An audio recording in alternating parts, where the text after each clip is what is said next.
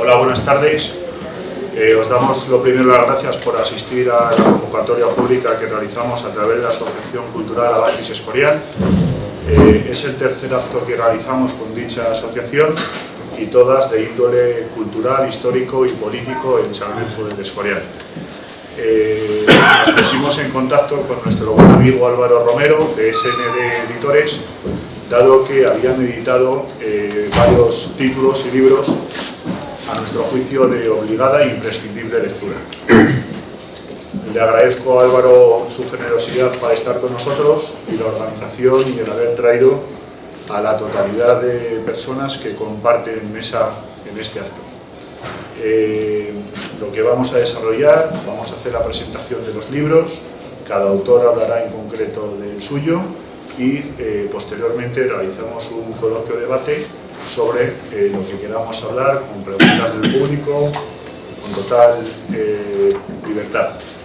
Y aprovecho para indicaros, antes de dar la palabra a Eduardo, que el próximo acto que realizaremos será ya en el mes de diciembre, llegando ya a las Navidades, y realizaremos, como es tradición en nosotros, un acto cultural con un vino de Navidad para celebrar las fiestas. Y sin más, le doy la palabra a Eduardo para que desarrolle el acto a su gusto. Gracias. Pues muchas gracias, Hugo, y por supuesto gracias a Avantis Escorial, esa asociación cultural a la que tanto le debemos los patriotas. Y digo bien, si no hay algún patriota en la sala, yo le ruego que salga, porque se ha equivocado. Ya hay que situarse en esta situación, ¿no? O sea, aquí estamos patriotas que queremos recuperar. Luego nos hablará, yo espero que largo y tendido, Jaime Alonso, con el que yo tengo una relación muy entrañable, fraternal, de camarada, desde que yo llevaba pantalones cortos. Él ha acabado de ponerse los pantalones largos, porque es un pelín mayor que yo. Un pelín, muy poco, pero un pelín mayor que yo. Sobre la memoria histórica que hoy nos reúne aquí, porque de eso se trata. Las 4 obras que vamos a presentar, yo me voy a permitir usufructuar el título de una de ellas. Pues nada, aquí estamos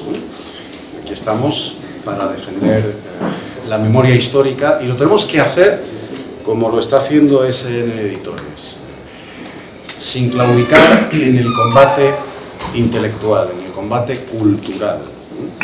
De eso, por ejemplo, la Fundación Nacional Francisco Franco nos está dando un ejemplo conmovedor a todos.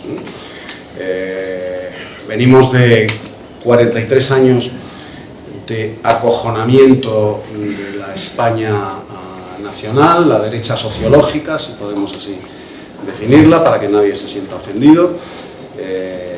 Yo prefiero hablar de la España nacional, que ha estado muy callada, muy acochinada, excepto honrosas excepciones, honrosas excepciones en las que, ya que no lo decís vosotros, lo diré yo, Jaime y yo somos 2 excepciones de esas, pero el resto, periodistas, intelectuales, la gente del común ha estado callada ante la ofensiva verdaderamente miserable de la izquierda giliprogre, la izquierda pseudo-revolucionaria y la derechita que pues, se ha dedicado a pasarle la mano por el lomo a la izquierda, aceptando las mentiras de consenso que conforman esa memoria histórica, que no es más que un botín de odio y rencor destapado por los nietos de los combatientes del Ejército Rojo, con la ayuda impagable de los hijos y los nietos de los combatientes del Ejército Nacional, porque hay que decirlo todo, con la ayuda y la colaboración impagable. Bien, los 4 libros que presentamos hoy, que presenta SN Editores,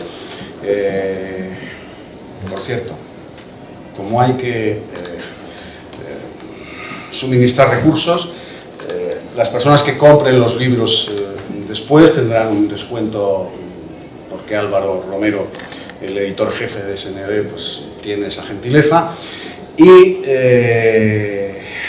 también aquellos que compren el libro, yo les conmino a hacerlo, el libro que va a presentar Jaime Alonso, que sepan que esos recursos económicos van a ir a la Fundación Nacional Francisco Franco, que anda muy necesitada, más que nunca hoy, ante el asedio que está sufriendo por parte de todos los medios de comunicación, de toda la clase política, incluido el PP, incluido el Partido Popular. Necesitamos fondos, necesitamos ayuda, con lo cual el libro que va a presentar Jaime, que es Tiempo de Amor y Odio, las personas que lo compren, que sepan que ese dinero va a ir a parar a la Fundación Nacional Francisco Franco para defender la memoria del general Franco, del generalísimo, y por supuesto su permanencia en el Valle de los Caídos. Bueno, vamos a comenzar con la novela de Diego Pardos, Las autonomuchas, que es una novela pues de título suficientemente elocuente. No creo que haya ninguno de los asistentes que sea partidario del sistema autonómico, y si lo hay espero que salga convencido de que ha estado en un error, como mínimo en un error, por no calificarlo de otro modo quizá más agresivo. Comenzaremos con la novela de Diego Pardos, Las autonomuchas. Yo he tenido el honor de prologar dos novelas que conozco muy bien de las cuatro que se presentan. La de Juan Ignacio Cortés Guardiola, pues nada, aquí estamos, que es una frase muy española y que sirve para, como digo en el prólogo que me pidió hacer Álvaro, que sirve para romper un espeso silencio, pues nada, aquí estamos. O para rebajar un momento de máximo heroísmo. Yo digo en el prólogo de pues nada, aquí estamos, que bueno, pues cuando Franco libera el Alcázar de Toledo, entonces coronel Moscardó le dice: sin novedad en el Alcázar, mi general. De la misma manera le podía haber dicho: pues nada, aquí estamos, mi general. Después del asedio. O sea, es una frase muy española, a mí me ha encantado el título. También he prologado la siguiente novela que presentaremos, que es la de Antonio Casado Mena. Es una novela sencillamente estremecedora. Es la crónica del mal absoluto. El último linchamiento.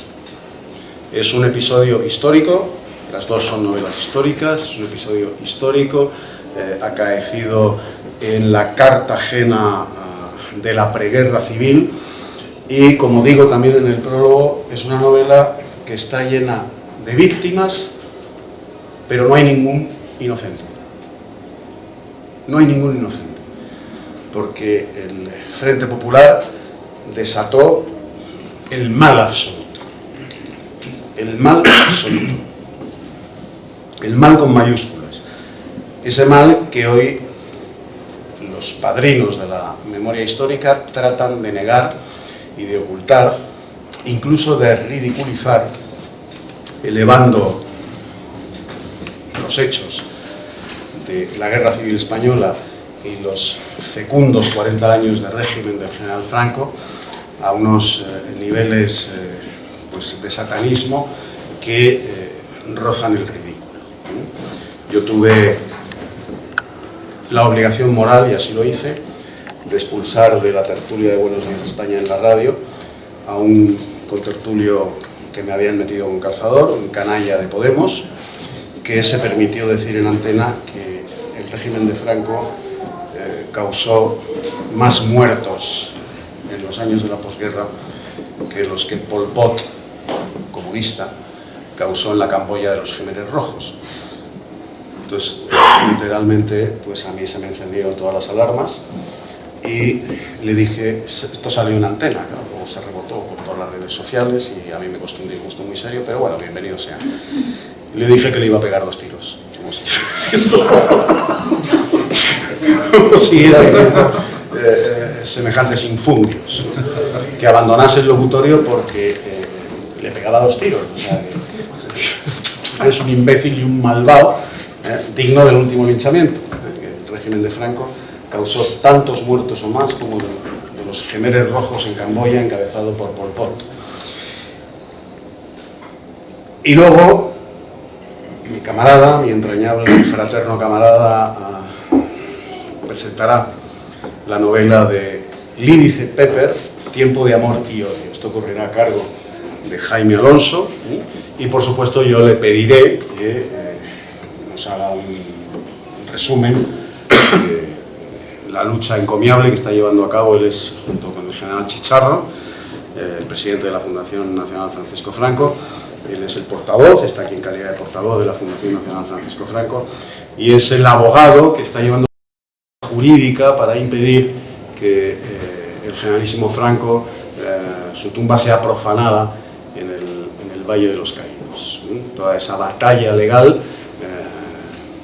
no solo ante el Poder Judicial, sino también en los medios de comunicación, la está dando Jaime Alonso con el general Chicharro, en intervenciones en las que, fijaos, si yo estoy acostumbrado a debatir en la televisión y en la radio, y cada vez que les veo, pues me pongo en su piel, porque yo sería incapaz de mantener la templanza, la serenidad de espíritu y el acierto intelectual con el que ellos están defendiendo la figura del generalísimo Franco y su permanencia en el Valle de los Caídos. Bueno, y sin más, vamos a darle la palabra ya a Diego Pardos, que es el autor de Las autonomuchas. Como digo, título suficientemente elocuente. Y si hay un partidario de las autonomías, que tome nota, porque después de escuchar a Diego Pardos, en fin, corregirá. Bien, yo primero pedir disculpas a todos ustedes porque, en fin, por ir vestido con esta indumentaria, pues he dejado el chándal en el Congreso de los Diputados. Es indumentaria de diputado y no de una pequeña broma, para empezar. Quería dar las gracias al editor Álvaro, de nuevo, por haber editado el libro. Gracias a mi mujer, que es la que me hace un poco de secretaria, porque yo no tengo ni WhatsApp ni tengo cosas de estas. Soy un anacrónico y un antiguo. A mi hija Irene, que me hizo el dibujito aquí de la caricatura mía, que me dejó más guapo de lo que estoy. He venido desde Madrid con mi prima Mari Carmen y mi primo Antonio. Muchas gracias a ellos también por la compañía. Y, en fin, vamos a comenzar. Yo quería hablar de Fernando Vizcaíno Casas. Yo no sé quién soy yo para hablar de Fernando Vizcaíno Casas, me lo pregunto. Pero tú, ¿quién eres para hablar de Vizcaíno Casas? En fin, un admirador, un lector, nada más, poco más. La obra de Fernando Vizcaíno Casas, yo creo que todos los presentes, de una manera o de otra, la conoceremos siempre. Algún libro habremos leído, o han leído ustedes seguramente de él. Fernando Vizcaíno Casas murió hace 15 años, dejó escritas un montón de obras, no sé cuántas, 40 obras, no sé, 30, 35, 40, 50, un montón. Él comenzó escribiendo teatro, él era muy aficionado también a los espectáculos. Él venía de Valencia, de su Valencia natal, donde dejó a sus padres, donde dejó la fábrica de paraguas Vizcaíno, con gran disgusto. Diego, como tenemos el tiempo tasado y no podemos estar más de 10 minutos por autor, pues es verdad, yo te rogaría que pasaras directamente a las autonomuchas, bueno, porque las autonosuyas lo hemos leído todos y, en fin, y además vimos la película. Entonces vamos a tu obra directamente, que evidentemente por el título es fácil de decir que se te ocurre leyendo a Vizcaíno Casas, claro. Te voy a hacer caso, lo que pasa es que era mucho más interesante, es mucho más interesante hablar de Fernando Vizcaíno Casas que no de mi libro. Le conocemos todos, es como hablar de Cervantes. Pero bueno, entonces ahora sí que me da doble vergüenza hablar de mi libro, porque vamos, yo ya... Pues tú estás aquí para hablar de tu libro. Vamos a ver, bueno, pues ya... Como Paco Umbral. Usted ha venido aquí a hablar de su libro. Vamos a hablar de mi libro. Vamos a ver. Mi libro surge pues de esta admiración mía por Vizcaíno Casas. Es un entretenimiento, un verano, pues el verano concretamente de 2016. Estoy yo en mi pueblo, yo soy de Zaragoza, soy de un pueblecito que se llama Used. Y, en fin, pues me pongo a escribir alguna cosita, me pongo a leer. Estuve leyendo libros de Fernando Vizcaíno Casas, ya leídos anteriormente, pero como son tan divertidos, sobre todo estuve leyendo las novelas de humor, las autoras suyas, De camisa vieja, chaqueta nueva, Hijos de papá, etc.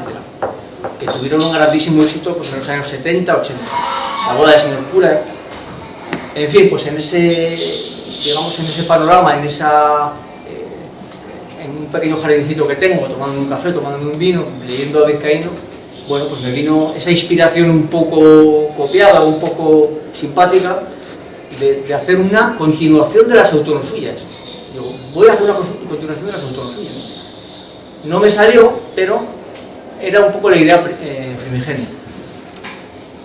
Claro, eché a andar, en esos 3 meses de verano y tal, pues empecé y ya se me fue desviando un poquito el tema, el argumento y tal, pero bueno, con un poco con mi estilo, con algunas cositas personales mías, pues logré hacer una novela breve, ya verán ustedes que son 100 páginas apenas, y en fin, la terminé. Y aquí está. Y aquí está publicada, por fin, tiempo después de haberla escrito. Entonces, esta novela, pues verdaderamente, ya más que una novela, que sí que es una novela de humor. Hay que decir que es una novela de humor. Tiene un poco de mala leche en alguna cosa, pero es una novela de humor. Como decía don Fernando, está escrita con ánimos jocandi. Aquí hay unos juristas que me imagino que esos conceptos los manejarán mejor que yo. El ánimos jocandi es el ánimo, la intención de divertir, no de herir con el humor. Yo he querido también impregnar esta novela con ese ánimo de divertir, con ese buen talante. Te voy a tener que enseñar la tarjeta roja, ¿eh? Pues es que yo llevaba preparada otra cosa. Llevaba ahí otra cosa preparada. Me está haciendo de vareta, ¿eh? Entonces, claro, yo, ¿qué quieres, Eduardo? Cuente, si cuento la novela. No, hay que contarla porque entonces no te la van a comprar. No me la van a comprar y no la van a leer. Yo, si la cuentas, lo que quiero es que no te van a comprar la novela. O sea que... Entonces, pues poco más, es un ánimo, en fin, es una historia bueno, lo que yo hago es, el principal personaje de este libro mío es Fernando Vizcaíno Casas, que no ha muerto.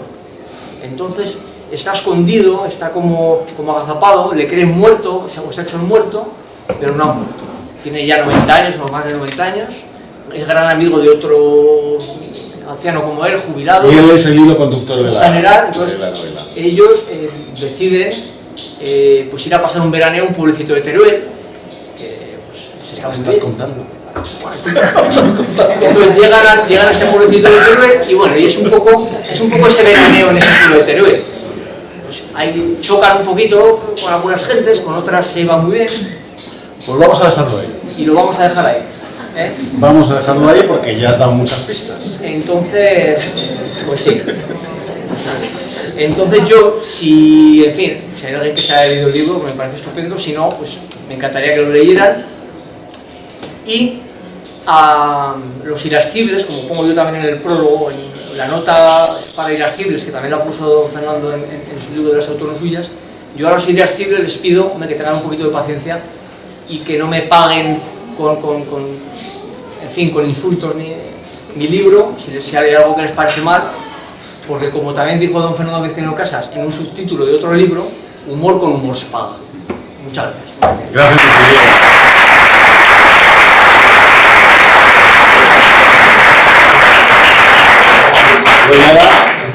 Juan Ignacio Cortés Guardiola nos habla del libro al que yo le robaba el título para presentar el acto de hoy. Pues nada, aquí estamos.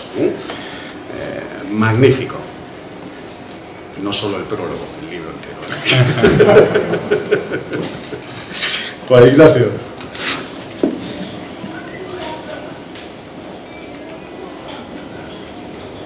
Adelante. Bien. Buenas tardes.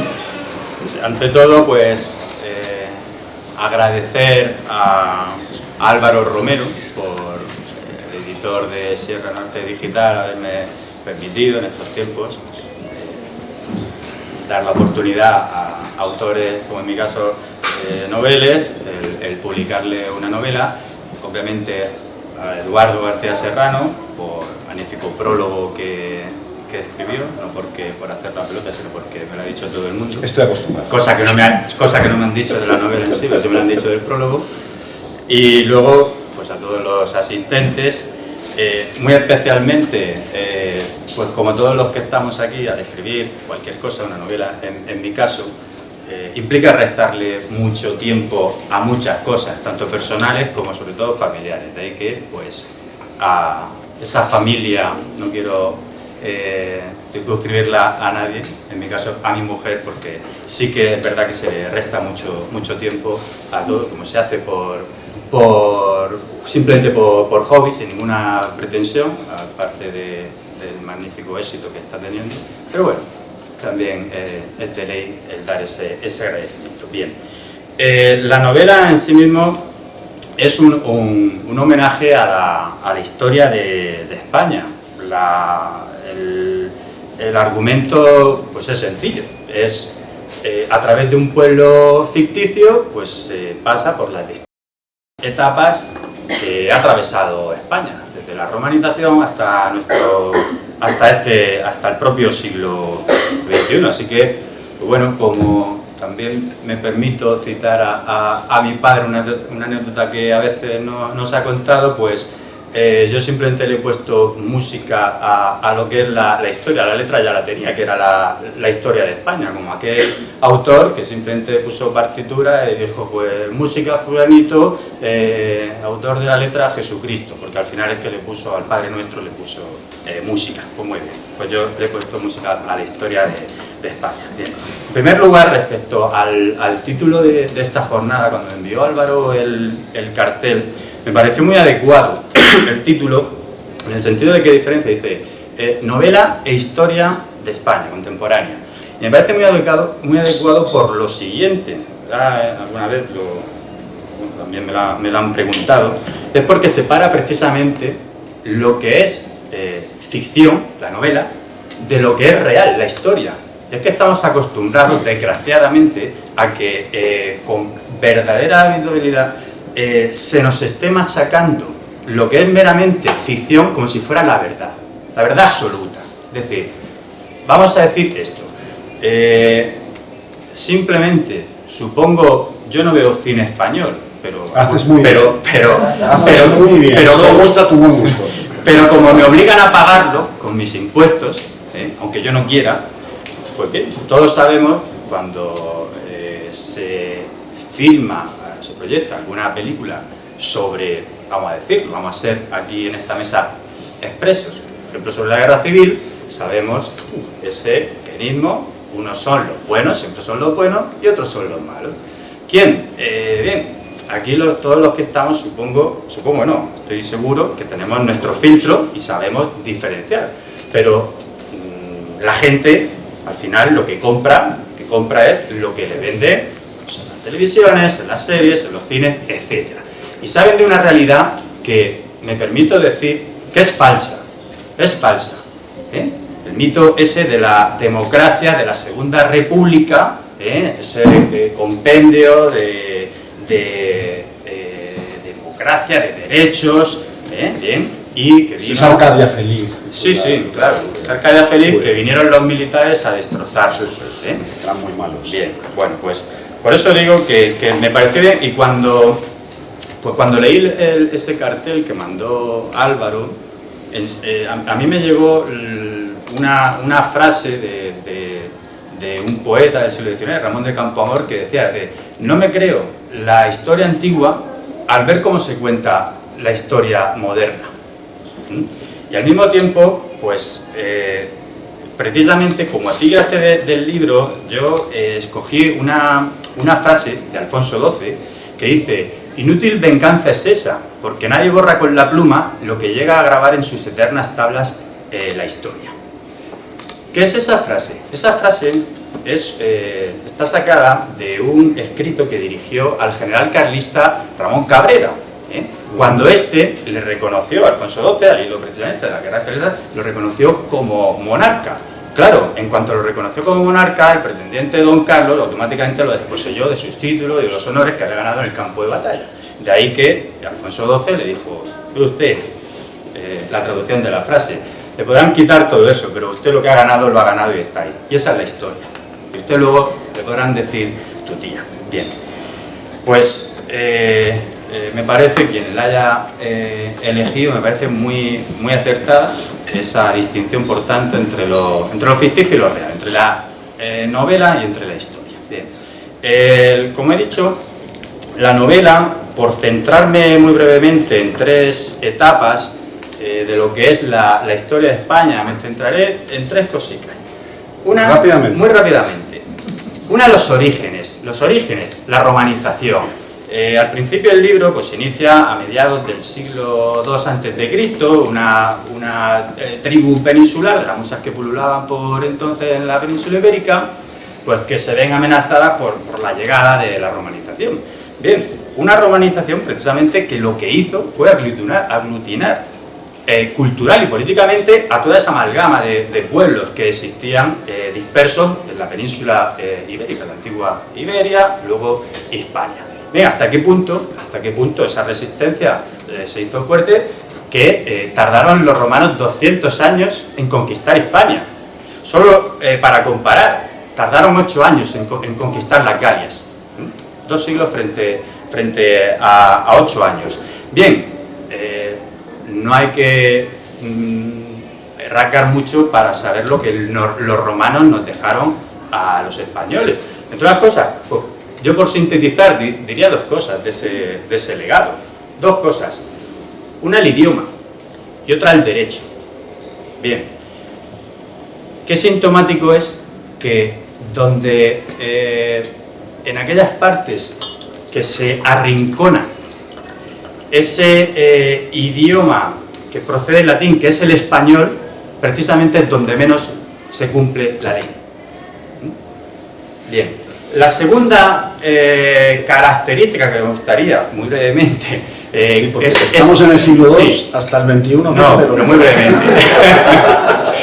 Es el ADN del español, de España. Miren, mal que les pese a muchos, España es el cristianismo. Hasta el punto de que no se puede entender, bajo mi punto de vista, España sin el cristianismo y el cristianismo sin España.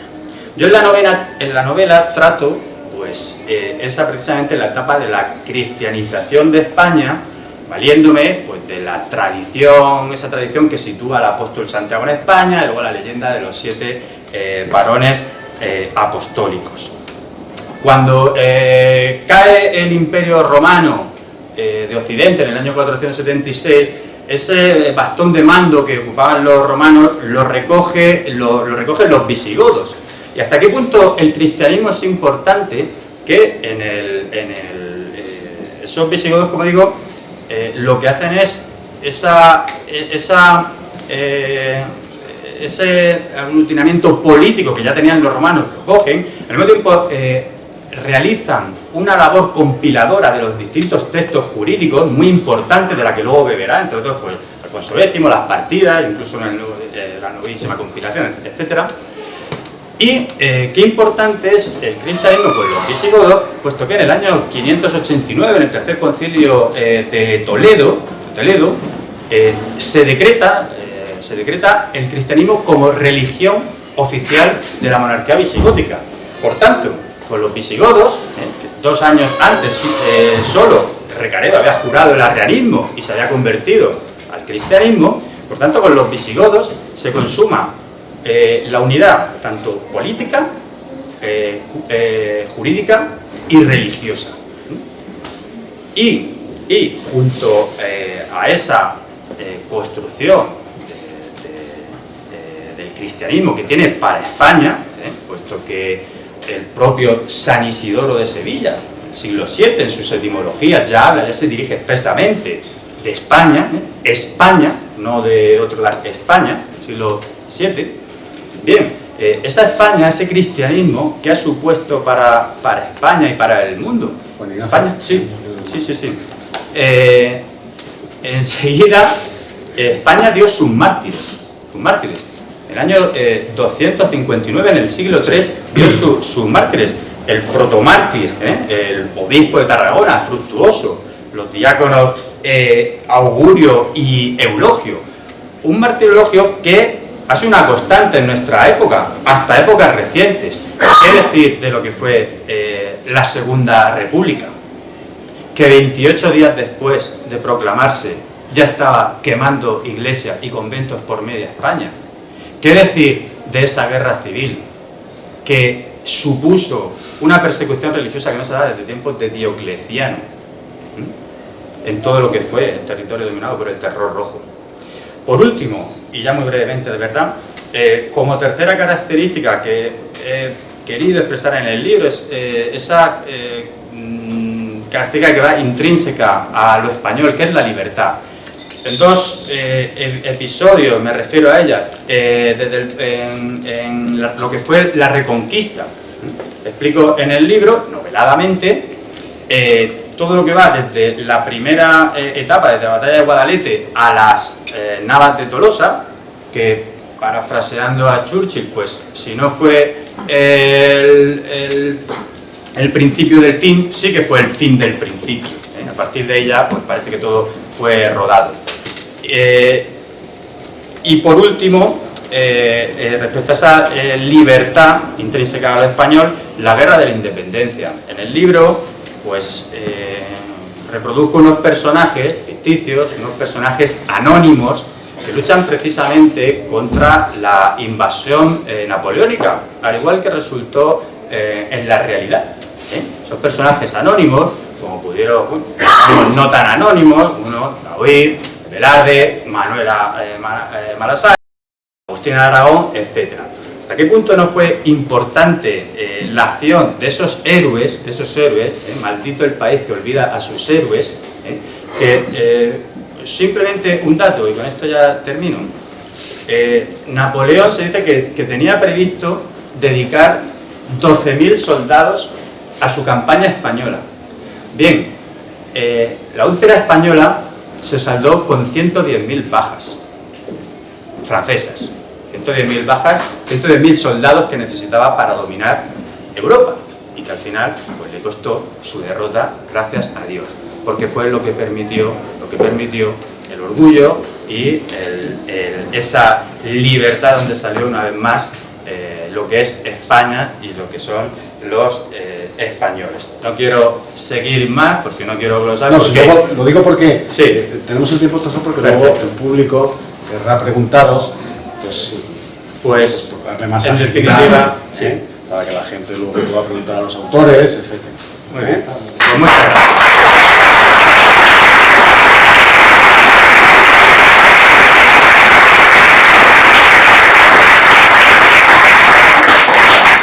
Bueno, ya es el turno de Antonio Casadomena, su novela también prologada por mí, El último linchamiento. Ya os comentaba al principio del acto que esta novela es novela histórica que parte de un hecho absolutamente real que se produjo en Cartagena y que es sencillamente estremecedor. Pero ese hecho que se produce en Cartagena desgraciadamente no es un hecho singular de Cartagena, se produjo en toda España durante toda la Segunda República y por supuesto de una manera especialmente cruel cuando el Frente Popular gana las elecciones, perdóname el eufemismo, da el pucherazo de febrero de 1936 y se alza con el poder. El último linchamiento de Antonio Casadomena es la novela del mal absoluto, de algo que está ahí, que muchas veces no le queremos hacer caso, creemos que esto es un cuento de viejas y cuando le hemos vuelto la espalda es cuando brota en toda su intensidad. Antonio. Encantado, sí. Con permiso de la mesa me gustaría explicar en qué consiste la novela de pie, que así un poquito más ágil. Digo, muy buenas tardes. Antes de entrar en materia, yo quería pedir un aplauso fervoroso y entusiasta por las personas que a día de hoy siguen defendiendo la obra del general Francisco Franco, me refiero al general Chicharro, Jaime Alonso, Eduardo García Serrano, Álvaro y todas esas personas que día a día y en contra del tiempo actual que nos está tocando vivir, siguen dando la cara, aunque les cueste estar en el paro, aunque les cueste su vida, sus ingresos e incluso reproches varios.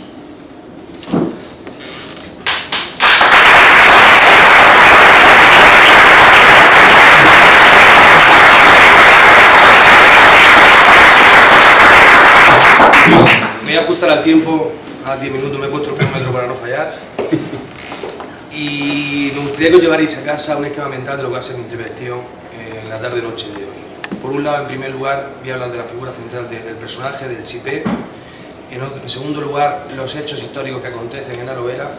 Y en tercer lugar, una pequeña reflexión que coincide con el epílogo y también con el prólogo de Eduardo García Serrano, que se titula El hombre y el mal.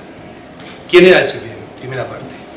Bueno, el Chipé era un gitano mala sangre, un chuloputa, un proseneta del barrio del Molinete.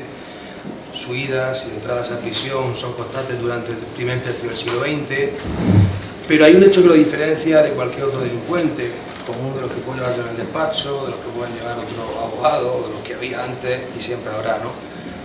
A esta persona en julio del 36, las masas se lanzan a la calle. El 19 de julio en Cartagena la situación no está decantada. El 17 de julio se subleva en el norte de África, que esa fue la noticia que apareció en prensa, el ejército de África se ha sublevado, aparece el 18 de julio, sábado, y el domingo en Cartagena no se sabía todavía si Cartagena estaba con la izquierda, estaba con la derecha, porque ahí sucede algo que no es insólito durante toda la guerra civil, pero sí es bastante extraordinario.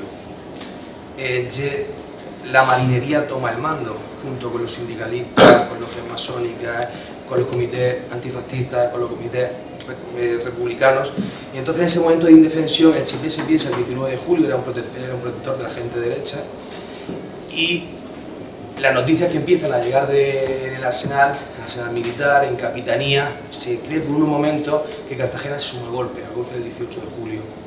Entonces en ese momento pues él ya va por la calle, como buen gitano, pues chuleando que Cartagena se suma y que él protege a la derecha, y entonces pues como no sabe hacer otra cosa, pues apuñala a jóvenes socialistas en ese momento. Se le vuelve contra él, le dan un palo en la cabeza, lo tiran al suelo y lo detienen. Y ese domingo por la tarde casi 2000 personas piden la muerte, piden su cabeza en la puerta de comisaría. Entonces no sabían qué hacer muy bien, en Cartagena solo había un coche policial, y en ese coche policial pues lo suben para llevarlo a la cárcel que se va a construir, que es el Penal de San Antón, y bueno, pues lo sacan por la puerta de atrás para intentar despistar a la multitud, pero la multitud se da cuenta y empiezan a mover el coche, y los policías que estaban dentro le pegan un tiro en la base del cráneo y lanzan el cuerpo a la tumba. En ese momento es cuando empieza el arrastre macabro, se llama Asijo de Carne, por las calles de Cartagena, porque no hay nada más que le gusta al español que buscar al culpable de todos sus males, y ahí se da, en ese momento de convulsión social, se le ata una soga al cuello y como espejo de justicia popular, para que viera la gente lo que le pasaría a los criminales o a las personas que maltrechasen para ello el buen nombre de la República, como espejo de justicia popular se arrastra por todas las calles, se le mutila, se le mea encima, se le pegan palizas, se le tira al puerto también, se le saca del puerto, se le pone públicamente, se le golpea con palos, se le rocía de gasolina, se le prende fuego, el cuerpo no arde porque había estado mojado, y al final se deja allí para que tire. Entonces ya en ese momento, casi ya 20 de julio amaneciendo, Cartagena ya se decanta, y hasta que cae ya Cartagena, cae Alicante, y se convierte en un bastión izquierdista durante toda la guerra civil española. De hecho, si Cartagena no hubiera controlado las aguas del estrecho, seguramente el ejército de África habría pasado muchísimo antes y la guerra civil habría terminado bastante pronto. Esa es la primera parte, y ya llevo 4 minutos. Hay unos hechos históricos que de verdad son tratados en la novela con muchísimo cariño, porque hoy parece que Franco se levanta por la mañana y le da un golpe de Estado, le da la gana, porque no le gustaba que estaba a la izquierda en el poder y lo pega. Pero Cartagena sirve como escenario perfecto, hay muchísimos más ejemplos en España, para decir qué pasa. Por ejemplo, yo ya me arranco porque la ciudad muy militar y también muchísimos gitanos y muchísimas personas de bajo poder económico fueron enviados a Marruecos, a la guerra de Marruecos, y entre ellos yo novelo que también el Chipé lo manda al desastre anual en 1921, donde los españoles que iban a aquel desastre, casi 10.000 españoles, eran enviados a España con los huevos cortados y metidos en la boca por defender esa bandera que hoy es secuestrada, escupida y quemada. También recuerdo que las esperanzas para que España recuperase Melilla estaban en la Legión y en su fundador, Millán Astray, precisamente aquel general que hoy queremos quitar y arrancar su nombre de todas las calles de España. Se recuerda también en la novela que el general Primo de Rivera pacificó Marruecos, cuando hoy no se le reconoce ni un solo mérito a nivel general. Pero es que también Cartagena sirve de escenario que en 1931, el 14 de abril de 1931, el rey abandona su reino por Cartagena y 200 personas le esperan en la puerta del arsenal con corbatas verdes, simbolizando de forma alegórica, verde, su abreviatura significa Viva el Rey de España, en la puerta del arsenal, y ahí cuando dice aquella frase de espero no haber de volver, porque significará que el pueblo español no será próspero ni feliz.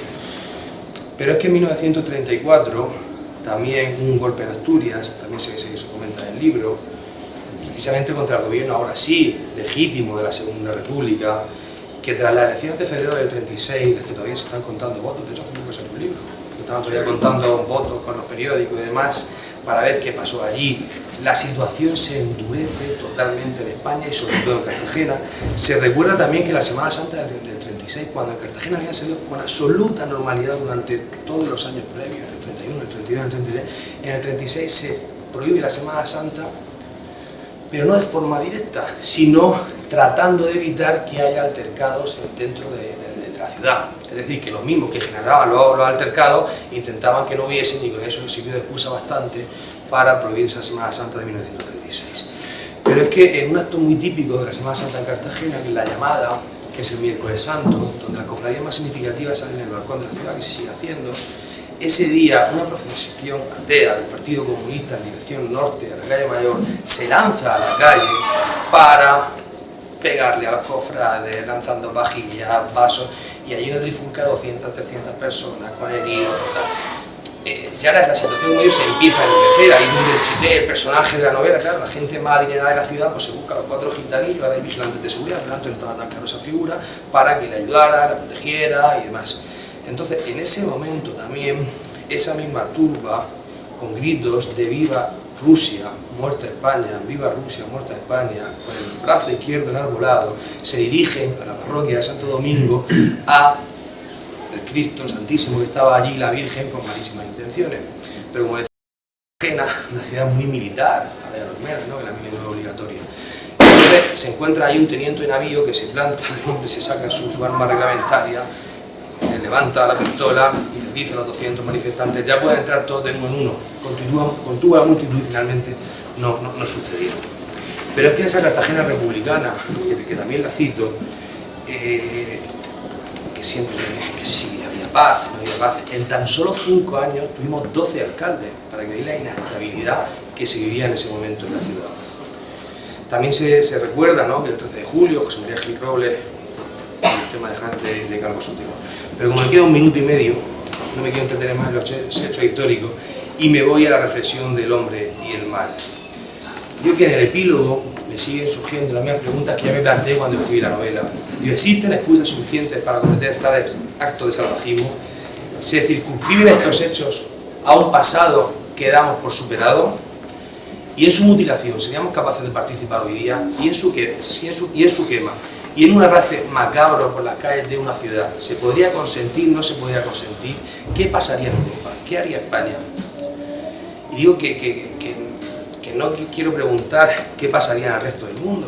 Hemos visto aquí en el año 2011 un país bañado por la costa mediterránea, igual que donde está Cartagena, que es Libia, Gaddafi, un hombre querido por Occidente, de golpe se convierte en enemigo de Occidente, con pretextos absurdos de la democracia duradera y que Libia tenía que tener. Fíjese cómo está Libia, y también si hay una significación masiva, al hombre se le empieza a arrastrar y se le pone públicamente en hechos muy sucedidos. Pero en Cartagena no es la primera vez que vivía algo así. Ya en 1808, don Francisco de Borja y Pollo, máxima autoridad de la Marina, es decir, almirante, es acusado de afrancesado y seguidor de Godoy, y por eso simplemente también otro amasijo de carne se le arrastra por las calles, de tal forma que yo concluyo en el libro diciendo que el odio del hombre es atemporal y que el Chipé fue al que mataron y no sabemos quién será el siguiente. Nada más y muchas gracias.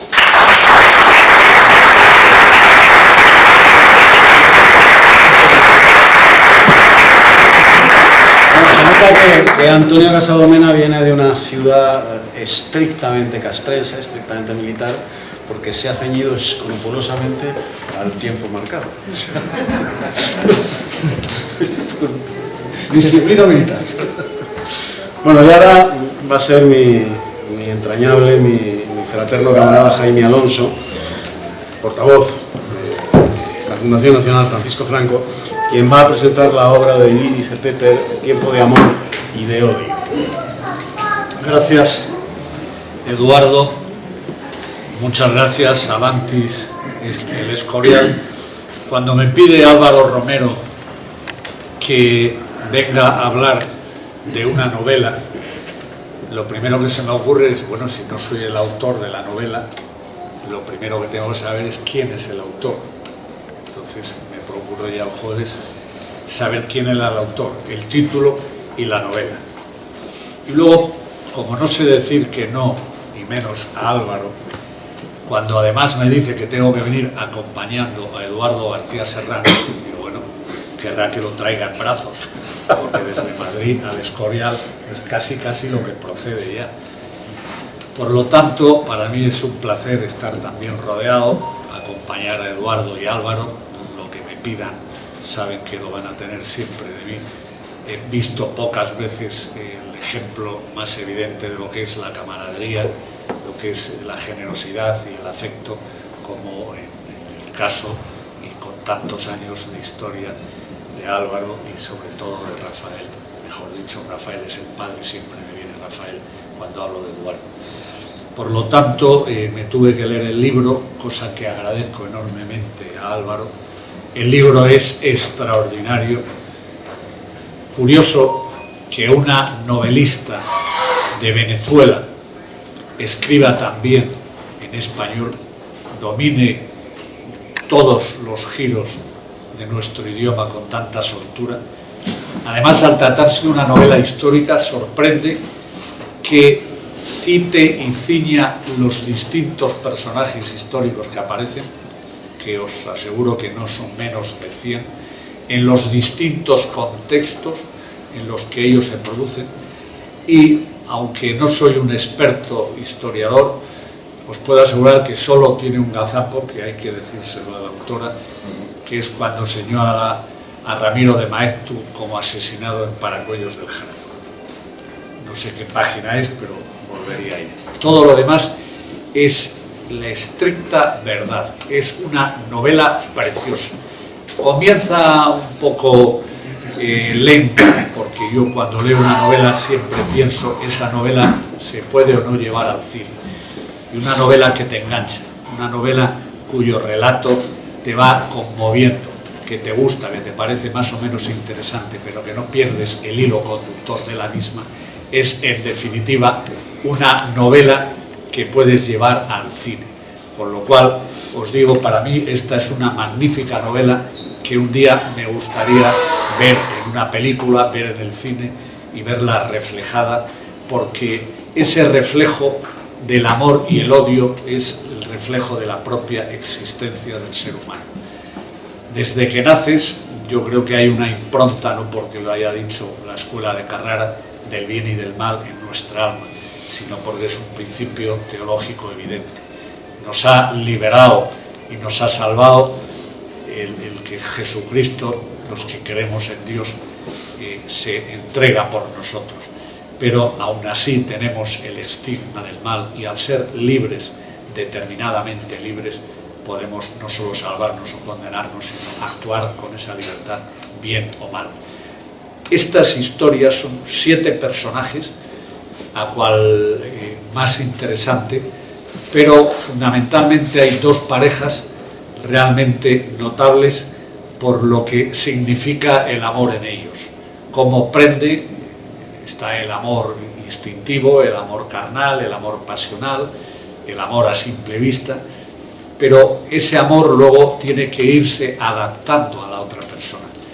Las circunstancias de la guerra civil es un amor, imaginaros, del año 30 hasta el 36.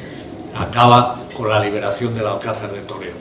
No os voy a contar la novela porque entonces no la leeríais, pero me enganchó tanto, me gustó tanto, que quiero significaros, debéis leerla y deben leerla vuestros hijos, porque te das cuenta de lo que significa, todos los que tenéis hijos lo sabéis, cuando comienza una relación con un chico, si es hija lo que tenéis, pues siempre dices, oye, ¿quién es este chico? ¿Qué piensa? ¿Cómo piensa? ¿De quién es su familia? Quieres buscar referentes para estabilizar ese matrimonio al máximo. Es un proteccionismo innato de cualquier persona que tiene un hijo o una hija.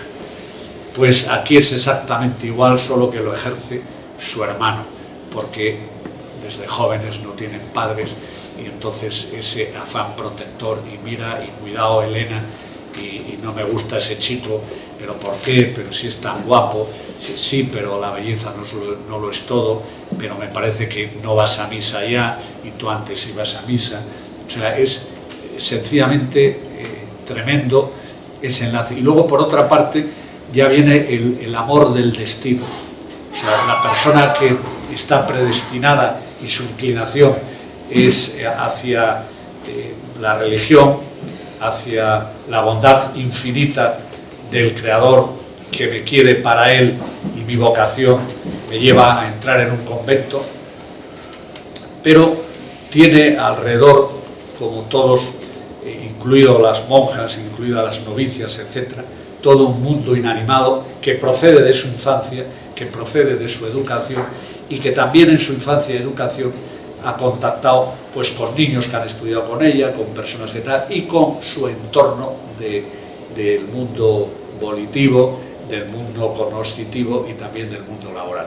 Por lo tanto, se encuentra con que la que le salva en la vida y también en el amor viene a ser el que menos ibais a sospechar que iba a terminar con ella, y ella declarándole amor eterno en una novela preciosa, en el Alcázar de Toledo, al final, donde se refugian los dos, la novicia y el herrero, Joaquín y Violeta, y verdaderamente acaba tan bonito y tan bien que a mí me gustaría que mañana, y se lo voy a proponer, lo empezara a leer mi hija, que ya con 16 años creo que vale la pena que sepa lo que es la vida, lo que es la tragedia humana que se produce en el primer noviazgo, en el noviazgo de Elena y Joaquín, que ya advertía Pedro a su hermana de que eso podía acabar mal. Desde luego nadie se puede imaginar que iba a acabar tan mal como acabó. Por lo tanto, agradezco muchísimo haber podido leer esta novela, os la recomiendo vivamente. Pensar que cuando comencéis hasta la página 40 os puede costar, o 50 un poco, porque son las charlas de salón para hablar de la época, de las circunstancias, dos modistillas, 3 señores que pasaban por ahí, los típicos pesados que te vienen a casa a las 7 de la tarde porque no tienen otra cosa que hacer y que todos los aguantáis. Pero si sois capaces de soportar las 40 50 primeras páginas, el resto os va a enganchar, y creo que en 48 horas la vais a poder leer sin ninguna dificultad. Y además de agradeceros que leáis la novela, deciros que, dada el exceso de mi amigo Eduardo, no solo en el tiempo, sino en los elogios hacia mi persona, restar esa importancia. Al fin y al cabo no he hecho otra cosa en mi vida que creer y defender lo que creo, por lo tanto no me cuesta absolutamente nada. Lo que sí es cierto es que en mi ejercicio profesional, largos años, no soy el director, aunque dé la cara y aunque coordine a todos los defensores de la no exhumación de Franco. Es un mérito que me ha otorgado, pero que yo os lo devuelvo encantado. En la familia le está defendiendo magníficamente Luis Felipe Utrera Molina, y a la Fundación Nacional Francisco Franco Santiago Milán del Bosch. Hay otra serie de catedráticos también colaborando, ayudando y trabajando con los benedictinos, etcétera, y todos esos sí coordinados por el que hoy es portavoz de la Fundación, pero que con independencia de mi profesión de abogado y de ser portavoz y de tener que dar la cara, porque sencillamente, ¿cómo voy a decir que no voy a la sexta cuando mi padre dejó todo para ir a defender a la patria y se jugó la vida y le hirieron 3 veces? Cada uno tiene a su familia, tiene a sus herederos, tiene más que herederos a sus antepasados que le han señalado el camino. Por lo tanto, no estamos haciendo nada. Creo que nuestra generación, para que no sea perdida, y para que los nietos de mis padres, o sea, mis hijos, puedan recuperar la patria, tenemos nosotros que hacer mucho más de lo que hemos hecho en estos 40 años por defender la historia, por defender a Franco y los pensamientos vivificadores de José Antonio Primo de Rivera y de esa revolución que fue pendiente, que sigue pendiente, porque los vaivenes de la historia, el zigzag de los péndulos del reloj, nos pueden llevar a un extremo o al otro. Así que tengamos voluntad, tengamos fe y confianza en nuestros principios y aprestémonos al combate como lo hicieron nuestros padres. Muchas gracias.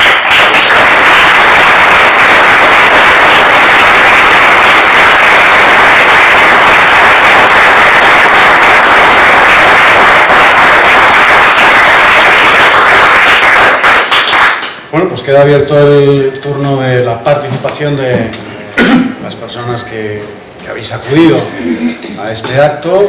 Podéis preguntar lo que queráis y a cualquiera de los autores que están aquí presentes, incluso a mí mismo, lo que deseéis. Parece que no hay mucha curiosidad.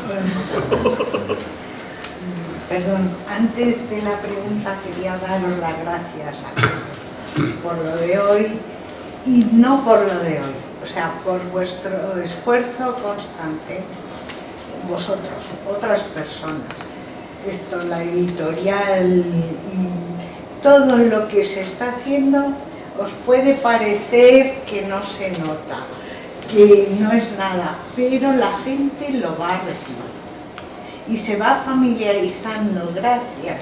Y yo lo he visto, bueno, pues con alguno de Cortés, el otro que estoy empezando, ¿El último linchamiento? no, este otro, el tiempo de amor, exactamente, que se les puede ir dando a muchas personas de un espectro amplio de edad y de distintas, digamos, trabajos, porque lo entienden muy bien, son libros de fácil comprensión, que se leen muy bien y poco a poco pues las personas, deciros eso, es más que pregunta, es animar que de verdad las personas lo van recibiendo, más de lo que os podáis imaginar. Os prometo que no es de la editorial. Es que he hecho la prueba de dejarme alguna vez un libro de estos olvidado en un sitio, en una cafetería, y ir a buscarlo a los 2 días. Y el camarero decirme, oye, es que lo estoy leyendo y me está encantando. Ah, pues cómpreselo. Pues bueno, que lo sepa. Tienes un director comercial magnífico. Es verdad. No. Bueno, ¿nadie se anima? No estamos ante un tribunal ni siquiera de la Juan Carlos I, O sea que podéis hacer todo tipo de preguntas que vamos a regalar el máster, Venga, ¿se anima alguien o pregunto yo? ¿Pregunto yo? Pues nada, a los autores, a ver, que no quiero equivocarme, creo que todos es vuestra primera novela. ¿Cuáles son vuestras sensaciones? Y al presentador Eduardo y a Jaime Alonso. A Eduardo, te vemos todos los días en televisión. ¿Cuál ha sido tu momento más difícil con un personaje de estos que tenemos enfrente, ¿vale? ¿Y cuál ha sido el momento que te has sentido, joder, me levanto y me voy y fastidio toda mi etapa profesional? Y a Jaime, que nos expliques un poco hasta donde se pueda explicar cómo está el tema de la exhumación y todo esto, que todos queremos saber un poquito, ¿vale? Pues si empezáis de izquierda a derecha los autores y luego Eduardo y Jaime, y si no preguntáis nadie, pues lo damos por cerrado. O a ninguno. Pues yo respecto a la novela, yo creo que el sentir de cualquiera que se pone a escribir es un hobby que se tiene.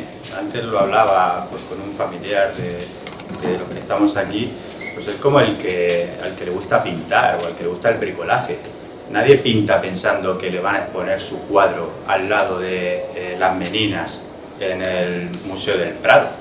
Lo hace en primer lugar pues porque es un hobby, es una necesidad, oye, y bueno, y sí que es verdad, el que pinta pues le gusta luego que le digan, oye, pues qué Cristo más bonito has pintado, eso.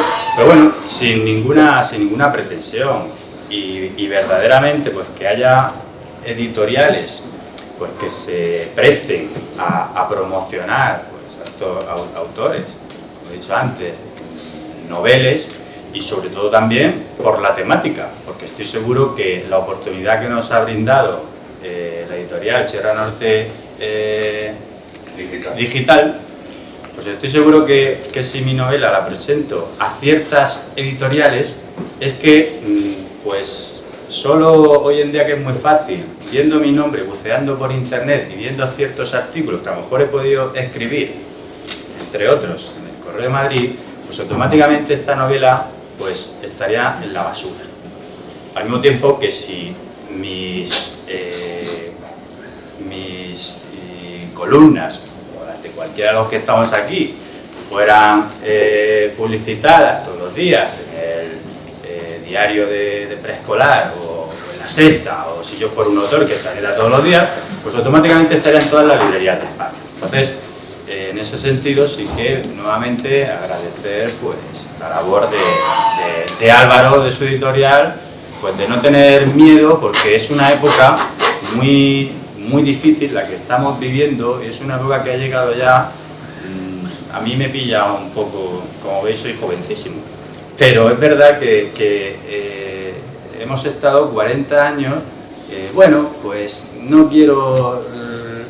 no vaya a ser, por educación, tal, ha llegado un momento de dar un golpe en la mesa y de no callarnos, es decir, basta ya porque nos están comiendo.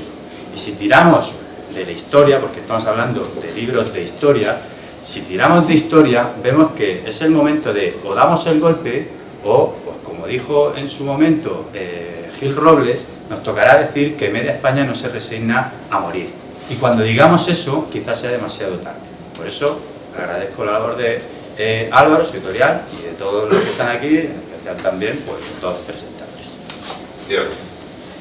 Muy bien, yo como mi libro es de humor, lo he dicho ya varias veces, lo vuelvo a decir, es de humor. Bueno, pues una pequeña anécdota con un amigo, los primeros ejemplares que llevé al pueblo y tal, y me dice un amigo, digo, se lo voy a decir al editor, se me ha olvidado. Dice, lo que me gusta de este libro es el tacto, me decía, estaba así. Y digo, hombre, esto seguro que no me lo dice nadie. Entonces, bueno, pues mi experiencia con este primer libro también, a lo mejor es el último, pero no me importa nada. Si es el primero, si es el segundo, si es el último, no me importa nada. Estoy muy contento. Es una sensación que tengo agridulce, es un poquito agridulce. Un poco agria porque yo creo que Fernando Vizcaíno Casas se merecía un homenaje un poquito más trabajado, un poquito más extenso al que le he dado yo a mi novela. Me he ido dando cuenta con el tiempo, quizá el editor no va a estar nada de acuerdo, me va a matar nuevamente, pero la podía haber hecho un poquito mejor. En fin, estoy un poco insatisfecho en ese sentido.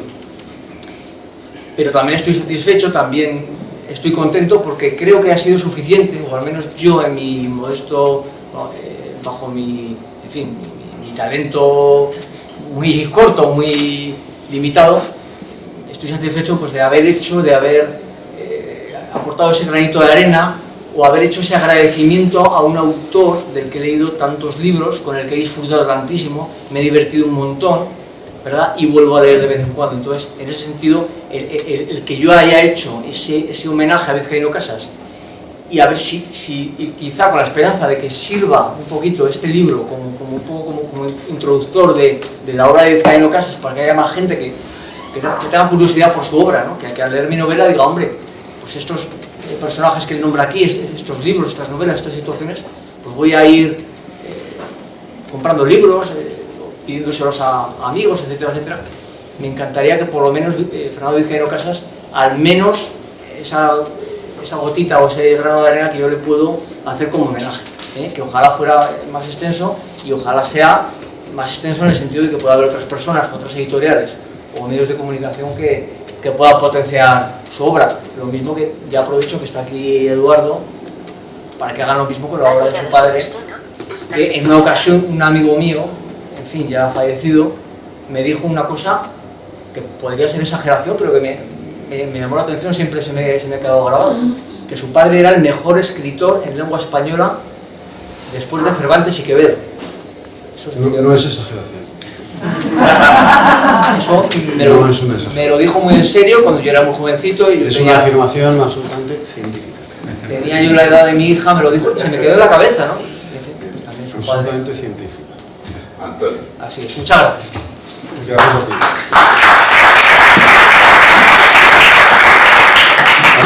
Vamos a ver, el último hinchamiento, en verdad, es mi tercer libro, pero mi primera novela. Hice una colección de poemas con otros poetas contemporáneos que se publicó aquí en Italia, y después escribí un libro que fue muy notorio, que se llama Todos contra el bullying, claves para detectar, evitar y solucionar el acoso escolar. Lo hice con la editorial Planeta y lo hice también con María Zabay, lo escribimos entre los dos. Yo llevo uno de los casos más mediáticos que ha habido en España de acoso escolar. Fue una niña que se suicidó con 13 años en Murcia. Yo llevo la defensa de los intereses de la familia. Ahora voy a Colombia durante 15 días a hacer unas campañas allí de matonismo escolar, que le llaman, y acoso escolar y demás. Me invitó a una fundación. Y esta novela la tenía hecha desde el año 2010-2011, pero no había conseguido que viera la luz. Y un día, gracias al libro de Franco Socialista, conocí a Álvaro y me dijo: Antonio, si algún día no quieres escribir con Planeta, quieres escribir conmigo, me lo dices. Y a mí me apetecía que esta novela se hiciera una editorial de este tipo, ¿no? Y aparte que se hiciera desde fuera de Cartagena. Y vi el camino, me entendí con Álvaro y hoy ha salido, y el lunes salen 40 libros para Colombia. También, vamos a ver si tuviéramos suerte. Todos contra el bullying hemos mandado otro montón. Y este vamos a intentar también moverlo para allá. Vamos a ver, con ilusión, estoy escribiendo un cuarto ya que me he adelantado y he empezado una tesis doctoral que va a dar mucho juego, que por un lado tiene que salir la tesis doctoral de las buenas, de las que se hacen estudiando, y por otro lado tiene que salir un libro cómodo de bolsillo, que el título principal es El uso político de la prisión provisional en España. Va a dar mucho de sí y en ello estoy, que no haya un trabajo de 2 o 3 años, pero arrancando. Pues muchas gracias, Antonio. Don Jaime. A ver si me explico. No, que yo, como me estoy haciendo mucho la novela histórica, entonces yo siempre procuro leer las críticas de que por mi intuición o por excepción, pues me puedo fiar de ellos. Entonces os quiero hacer una pregunta: si vosotros, como críticos de vuestros propios libros, nos podemos fiar y podemos recomendar, vamos a recomendar a nuestros hijos, a nuestros amigos, a nuestros primos, si es de fiar, absolutamente, menos lo de la vida de maestro, que se me queda con la madre, que si es fidedigno a la historia de esta. No sé ya los de humor y eso no lo sé, pero las que son más históricas. Yo, ya que estaba evolucionando, sigo tomando la palabra. Yo creo que esta es una novela que te golpea en el hígado cuando la lees, ¿no? Todos los hechos que se novelan son ciertos. Pero bueno, ya lo dijo Vargas Llosa, las novelas no han nacido para contar verdades, porque estas, cuando se pasan al género novelesco, se convierten necesariamente en mentiras. Una cosa es que el hecho histórico sea cierto, pero otra cosa muy distinta es el personaje que le envuelve. Si yo aquí pongo a un gitano que tiene, pues peleas de gallo, y su tía echándole las cartas, y un tía que hace, predecirle la muerte, y si le predice la muerte, ¿qué hace un gitano? Pues mata a un gallo para intentar evitarle la muerte, e intenta hacer rituales y no sé qué, y lo sitúa en el campo de Cartagena, y come chorizos de la tierra. Pues no lo sé si sucedió, no tengo a nadie que me lo corrobore, pero que la Semana Santa del 36 se prohibió es un hecho histórico, y cualquier hecho histórico, como hemos nombrado, el desastre de Anual o cualquiera de lo que se citaba antes, son todos ciertos, ni uno falso ni ninguno exagerado. Yo por mi parte sí puedo decir que todo lo que viene en las 300 páginas, que no es novela, está absolutamente verificado. De hecho, el hecho de escribir la novela, ya lo he dicho antes, que sin ninguna pretensión. Yo lo he hecho porque el ver un día, una tarde, que para escribir un párrafo así, en una tarde, estaba rodeado de libros, para sacar a lo mejor una fecha, porque no es una novela sacada de la Wikipedia, sino que al final lo que se hace, pues si eres aficionado, yo no soy historiador, entonces eres aficionado a la historia, pues con más motivos te tienes que informar y sobre todo verificar, precisamente para eso, pues para dar credibilidad. Ya digo, separando obviamente la trama novelesca de lo que es la verdad. Entonces, sí que estos libros, imagino que pues, todos los que estén aquí, todos los autores, al final es poner sobre la mesa un valor que es el del esfuerzo, ese valor del esfuerzo que últimamente se intenta tirar por la borda. No vale, ahora todo tiene que ser inmediato. Ahora vemos un partido de fútbol y continuamente te están machacando con las apuestas deportivas, gana ya, ves la televisión y es todo ya, pues, perdón por la palabra, pero lleno de fulanas, lleno tal. ¿Por qué? Porque no vende una persona pues como Eduardo, como Jaime, que te digan un discurso coherente sobre ciertos temas. Es decir, hay que ver estos tíos cómo hablan, ya me gustaría a mí la mitad, ¿no? Eso no vende. ¿Qué vende? Vende lo otro. Entonces, sí que es poner sobre la mesa el valor del esfuerzo, el educar a nuestros hijos de que las cosas no se consiguen en 3 días, se consiguen a partir del esfuerzo de toda una vida, y que hay que aprender de que en la vida pues no todo se va a conseguir al instante. Hay que saber porque esa es la vida, de que las cosas no pueden salir, hay que saber levantarse y seguir. Pues si esta novela no tiene el éxito que pretendía, pues ya estoy en manos de la segunda novela, como me ha encargado Álvaro. En fin, sobre todo eso, para quien quieras, sí que, en mi caso, no hablo ya por los demás, sí que está todo minuciosamente, en eso sí que lo puedo asegurar. En mi caso, la novela, al no ser una novela histórica, al no ser un libro de historia, claro, la pregunta es un poquito más difícil, pero bueno, verdaderamente el humor de Vizcaíno Casas en sus novelas, en general en toda su obra, pero en las novelas estas de humor, él hacía lo mismo, también era libros que él llamaba de historia ficción, en donde pues montaba una historia totalmente ficticia, divertida y tal, para entretenerse, pero ahí metía su punto de vista, lo que él pensaba sobre la sociedad, sobre el arte, sobre las costumbres, sobre la política, sobre muchos aspectos, de un modo irónico, con sentido del humor.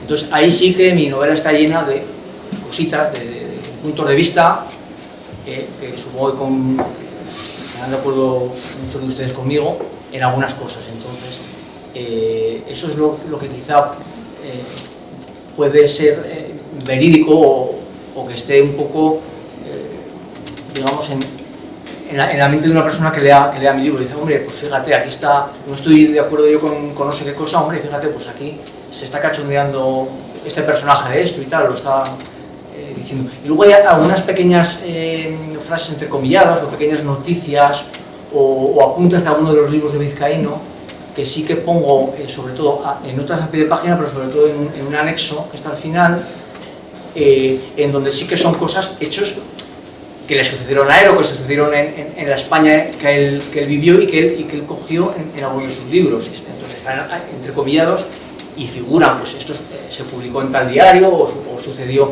en no sé qué municipio de Cantabria, porque en fin, quería ir Vizcaíno Casas allí a no sé qué, y hubo no sé qué señora que le llamó facha y le llamó... Eso, por ejemplo, es cierto, o sea, sucedió de verdad, pero en general mi novela no es, en fin, no es una novela de historia ni es un libro de historia. La pregunta que ha hecho la dama es muy interesante. Los italianos lo resumen con un aforismo muy certero. Si non è vero è ben trovato. Si no es verdad está bien contado. La novela, ¿qué es la novela? La novela la inventa Don Miguel de Cervantes, que es el primer novelista de la historia. El género novelístico lo inventa Miguel de Cervantes con El Quijote. Hasta entonces no se había escrito novela jamás. ¿Puede alguien decir que El Quijote es un personaje de ficción? No lo es. No lo es, sencillamente porque no hay personajes de ficción. El novelista proyecta, partiendo de un escenario concreto de novela historia, si hablamos de novela histórica, proyecta sobre los personajes que él crea, o personajes que han existido realmente, proyecta la bondad del ser humano, la villanía del ser humano, todas las virtudes y todos los defectos del ser humano. El amor, el odio, la mezquindad, la generosidad, la hidalguía. El Quijote dicen que no existió, que es un personaje de ficción. Bueno, pues yo os diré que sí existió el Quijote. Cuando la flota de Juan de Austria avistó en Lepanto a la flota turca, el soldado Miguel de Cervantes, el alférez Miguel de Cervantes, tiritaba de frío, de fiebre, de un ataque de paludismo en su litera de la galera marquesa, que es a bordo de la que iba. Cuando empieza el combate, el alférez Miguel de Cervantes abandona, con 40 y tantos grados de fiebre, abandona su litera, sube a cubierta y se pone al mando de los 19 arcabuceros que estaban bajo su mando. Combate como un león, recibe varios disparos, pierde una mano y evidentemente aún no había escrito el Quijote. Pero el Quijote estaba a bordo de la galera marquesa, porque el Quijote es la conducta de Miguel de Cervantes, de Juan de Austria y de todos los españoles que combatieron en Lepanto. El espíritu del Quijote. Ese espíritu es algo real, es algo cierto, es algo palpable. Quien lo encarne en la novela es lo de menos. Lo cierto, el hecho cierto es el de ese espíritu. Y ese espíritu estaba en el corazón de Cervantes, en el corazón de Juan de Austria y en el corazón de todos los infantes de marina y de todos los marinos que combatieron en Lepanto y derrotaron a la flota turca, en la que hasta aquel momento fue la segunda victoria naval más importante de la civilización occidental frente a Oriente. La primera fue la de Salamina, la segunda la de Lepanto y la tercera la batalla de Midway en la Segunda Guerra Mundial, que es cuando Occidente en esas tres ocasiones le para los pies a Oriente. ¿Puede alguien decir que Cervantes, su Quijote, no combatió en Lepanto? Claro que combatió en Lepanto, porque el Quijote era él. Era él, era Juan de Austria y eran todos los que estuvieron en Lepanto. El novelista relata los sentimientos y si le falta un personaje o lo quiere crear, lo crea y lo viste con esos valores preexistentes al personaje que sale de su pluma. Así es como debemos ver la novela. Y la novela histórica se mueve siempre en un escenario cierto y el hilo conductor de la novela pueden ser personajes ficticios, entre comillas, porque los personajes ficticios no existen. No existen. En tanto en cuanto el escritor, en este caso el novelista, crea a partir de una realidad que es el ser humano. Y el ser humano es cierto. Sus valores, sus principios, sus defectos, sus miserias, son ciertas, todas ellas. Y con eso se construye un personaje. El problema de hablar después de Eduardo es que hay que decir amén.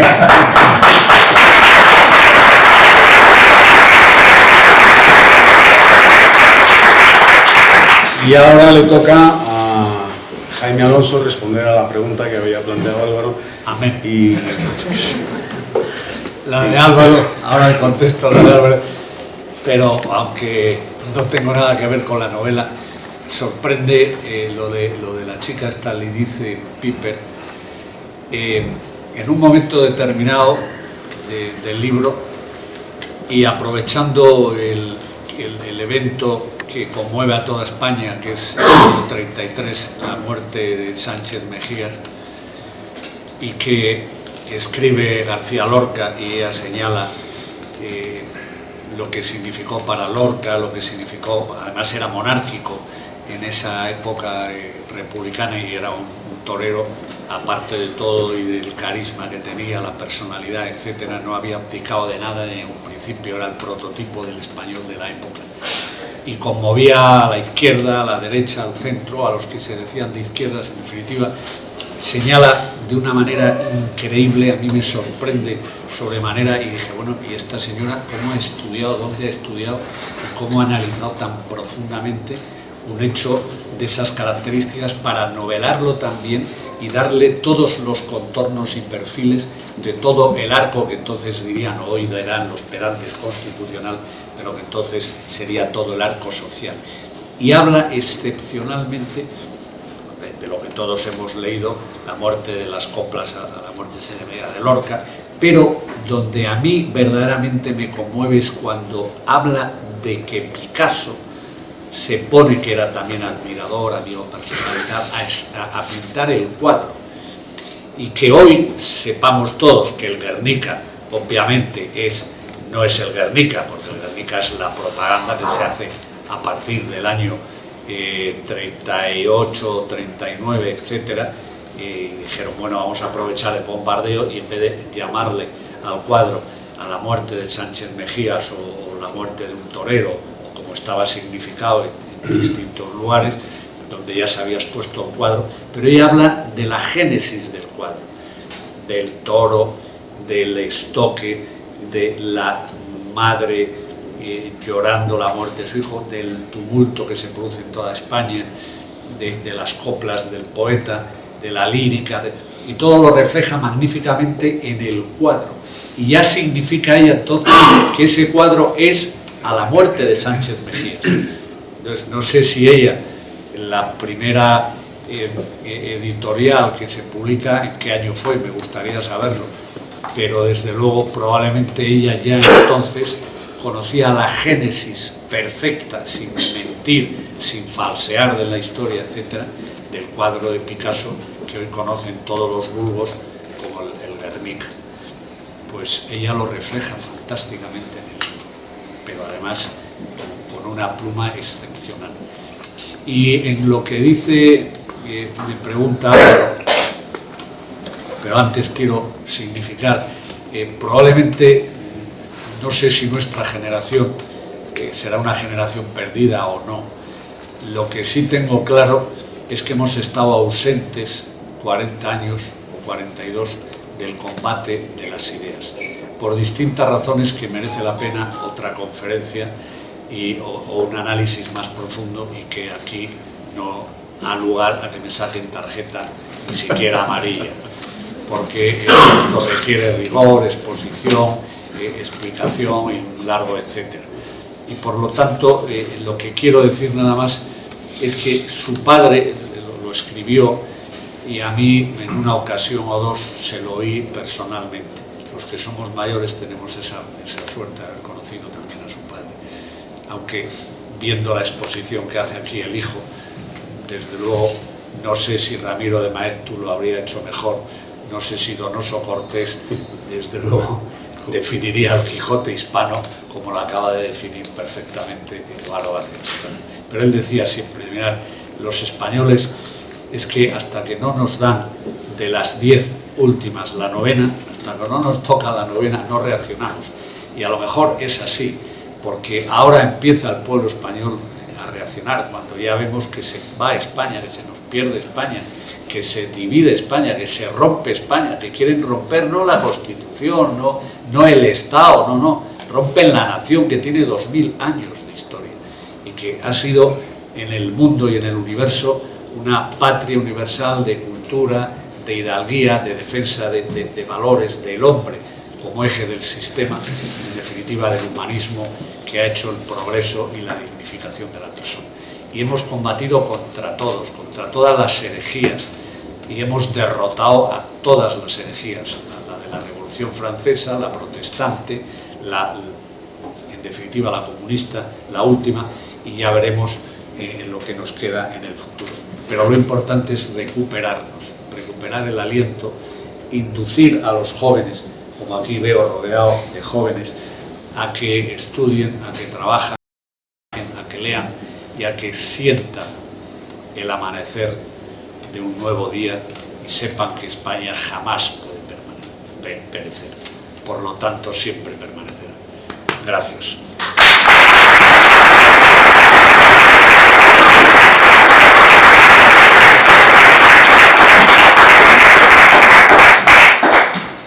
Bueno, pues si el editor jefe no tiene... Ahí tiene una pregunta. Felipe. Yo no sé si se puede preguntar o se puede ampliar una cosa que hay. ¿Puedo? Claro. Estoy muy de acuerdo con lo que has dicho del Quijote, pero yo creo que el Quijote no es solo cualquier español en combate en un momento dado. Creo que cada español lleva dentro un Quijote y un Sancho. Somos Quijotes cuando lo damos todo por nuestro santo ideal, cuando vamos hasta la muerte, cuando tal. Pero otras veces no lo damos todo porque tenemos que dar a nuestros hijos, porque vemos las cosas de otra manera y entonces nos sale el Sancho, apoyamos el mal mayor, apoyamos cosas que no son realmente lo que creemos. Esa es nuestra parte de Sancho. Y la otra parte es el Quijote, cuando lo damos todo por nuestros santos ideales. Era ampliar un poco.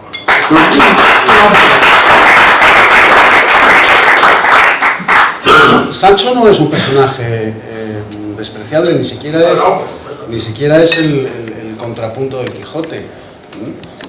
Fíjate que en la novela, la gran novela universal, que es el Quijote, es Sancho el que cuando el Quijote quiere rendirse en la playa de Barcino, frente al mar, en Barcelona, por cierto que desprecian olímpicamente a Cervantes en Barcelona, no habiendo habido ni un solo escritor que haya escrito un elogio de Barcelona, de los catalanes, como lo escribió el Quijote. Bueno, Sancho es el que anima a Alonso Quijano a continuar la batalla. El hombre práctico, el hombre pragmático, es el que antes mencionaba Jaime, es el español, Sancho es el español que no espera a las 10 de últimas, pero sí a la novena. Le tienen que dar 9 campanadas antes de actuar. Al Quijote no hay que darle ninguna campanada, actúa él solo. Pero a Sancho, que es el español del común, a Sancho hay que darle hasta 9 toques de atención y al final actúa.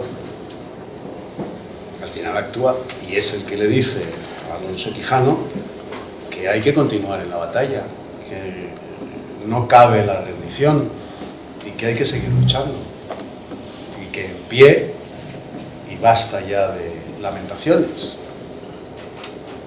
Espera las 9 campanadas, no espera las 9. Pero es que es el español del común. Es el español que aguanta de 1931 a 1936 porque hay que aguantar, porque hay que tirar, porque si mis hijos, porque si mi nómina. Y en 1936, pues como dice Stanley Payne, se subleva porque era más peligroso no sublevarse que hacerlo. Y esto lo dice Stanley Payne, que no tiene un especial cariño. Hay que decir que, bueno, que Payne ha evolucionado mucho en su visión del bando nacional y del generalísimo Franco, pero que aún así no profesa una admiración rendida como la que yo profeso por el generalísimo Franco, por ejemplo. Esto lo sabe todo el mundo. Ese es el español que espera hasta que resulta que todas esas disculpas que se ha puesto, que si la nómina, que si el trabajo, que si el qué dirán, que si por qué voy a contestar, pues al final llega un momento en que le tocan la 9ª campanada y se acaba sublevando, igual que Sancho acaba poniendo de pie a Alonso Quijano en la playa de Barcino, diciéndole que hay que continuar. O sea, ¿qué es eso, Felipe? Y además el Quijote necesita a Sancho, pues que es el que le da la visión cotidiana, la visión real de las cosas. Es el que le dice que Dulcinea no es Carla Bruni, que Dulcinea pues es un botijo con faja, que no es la princesa que le idealizaron. Y que no se deprima, ladra, no se deprima. luego cabalgamos. Pero así somos los españoles. Y está bien que así sea. Por lo menos ha estado bien hasta 1975. A partir de entonces, pues... Bueno, ¿y ahora qué? Yo he contado siempre, ¿Y ahora qué? tú eres testigo, yo cuento siempre una anécdota que me sucedió en Grecia, concretamente en Atenas. A ti te la he contado personalmente. Para mí fue absolutamente reveladora, ¿no? De cuál es la situación de España y de los españoles hoy. Yo que soy un fanático de la cultura helenística, no de la cultura romana, pues en una de mis visitas a Grecia entré en Atenas, en una peluquería que había en la Plaza Sintagma, pues a decentarme, porque tenía pinta ya de podemita. Y entré a cortarme el pelo, a afeitarme, y al dejar sobre el mostrador del sillón de la peluquería mi paquete de habanos, pues el peluquero dijo: coño, eres español, este tabaco solo se vende en España y tal. Digo, pues sí, soy español. No, yo es que estuve trabajando 3 años en España, hablaba un español muy decente. Y entonces me dice, le digo yo a él: ¿y tú de dónde eres? Yo soy de Esparta. Entonces, claro, joder, coño, qué orgullo ser espartano. Me dice, no, soy de Esparta, pero no soy espartano, porque espartanos ya no existen. Nosotros somos españoles, somos de España. No sé si merecemos llamarnos españoles. España sí somos.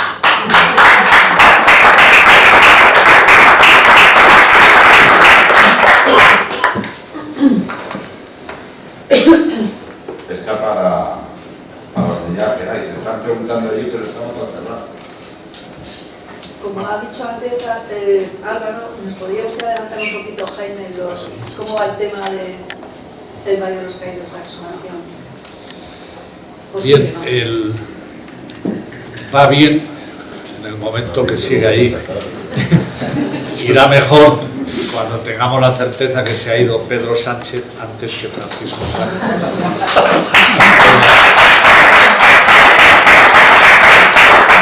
Entre uno y lo otro estamos en el combate. Y estamos en el combate porque porque nos hemos hecho respetar y porque los argumentos, tanto jurídicos, si en España existiera el Estado de Derecho, le garantizo a usted que la victoria era segura. Pero como tengo serias dudas de que estemos en un Estado de Derecho, le digo que el combate continúa. Si la Iglesia fuera salvífica y lo que el Creador quiso para ella y su redención estuviera en la liberación de las almas y en significar a los cuerpos y a las mentes, le diría, no hay ningún problema. Lo que tengo claro es que no sé lo que ocurrirá, pero que nosotros, los no sé cuántos, ni cómo, ni de qué manera, vamos a impedir que se profane la tumba de Francisco Franco. Siempre que no falle la familia, porque la traición solo puede venir de la familia o de la orden benedictina. Por lo tanto, la fundación... De la orden benedictina, estando Santiago Cantera ahí, o sea, ni vamos. Por eso. Entonces, Pero traición. yo creo que, como no va a ocurrir, el resto, lo que tenemos que hacer es apoyar, que es lo que hemos hecho desde la Fundación, a la familia. Lo que hemos hecho, no tenga usted duda, señora, que yo estoy con usted, que el padre Cantera y los benedictinos tienen un historial excepcional, precisamente los benedictinos, y en este caso, como conozco personalmente al padre Cantera, le digo que no tengo la más mínima duda. Yo aquí no he querido trasladar la más mínima duda, de hecho todo lo contrario. He empezado por la familia, porque si la familia no traiciona y los benedictinos no traicionan, no hay posibilidad alguna de que lo profanen. Como usted sabe, la última anécdota, intento, etcétera, pues fue pedir las llaves, pedir patrimonio, las llaves a la Basílica del Valle de los Caídos. Y bueno, la respuesta fue que no se les entregaba, cosa por otra parte lógica. Así que no es porque sea de natural optimista, es que sencillamente el gobierno se ha metido en un charco él solito. Primero, fijando como objetivo prioritario del mandato que el odio primara sobre cualquier otra consideración y por lo tanto el voluntarismo de la izquierda y del marxismo se impusiera ni más ni menos que en la profanación de una tumba de un jefe de Estado como Franco. No calcularon bien. En segundo lugar, Pedro Sánchez, con los másters que hace habitualmente, todavía me queda por ver si aprueba el máster de cabalgar un tigre, que es algo que todavía no he visto a nadie, sobre todo sin que el tigre se lo coma. Por lo tanto, yo estoy esperando, deseando, y creo que no tardará mucho en ver cómo el tigre que él ha creado se lo va a comer.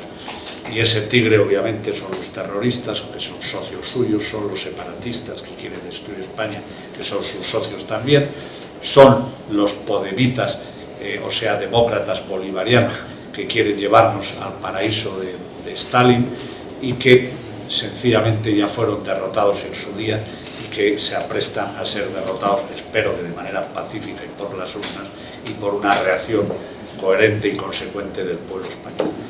Mi opinión, ¿cuál es? Que como el Real Decreto es una auténtica chapuza, pero señala una serie de cuestiones inconstitucionales, aunque está, digamos, hecho jurídicamente para que no haya posibilidad de plantear la inconstitucionalidad, excepto si lo hace el PP. No deja a la familia, no deja a la fundación, no deja a la orden benedictina hacerlo. Pero sí deja y permite lo que estamos haciendo ahora. Alegaciones primero para que conteste el Ministerio y provocar el acto administrativo que nos llevaría a un juzgado a impugnar la inconstitucionalidad de ese decreto. Por lo tanto, esa es una parte del fenómeno. La segunda parte es que ese decreto no, aparte de individualizar en los antecedentes, etcétera, sin embargo, en la disposición adicional sexta bis no refleja que es solo Francisco Franco, dice todos los que estén enterrados después de la guerra civil, por lo cual mete en el mismo saco a los 4 abades benedictinos ahí enterrados y a los 15, con lo cual también introduce a 19, más todos los enterrados con posterioridad al año 39, que son innumerables. Eso es otro charco en el que se ha metido. Pero el peor y el que estamos aprovechando nosotros a fondo, esto es jurídico y esto otro, sin embargo, es el combate mediático.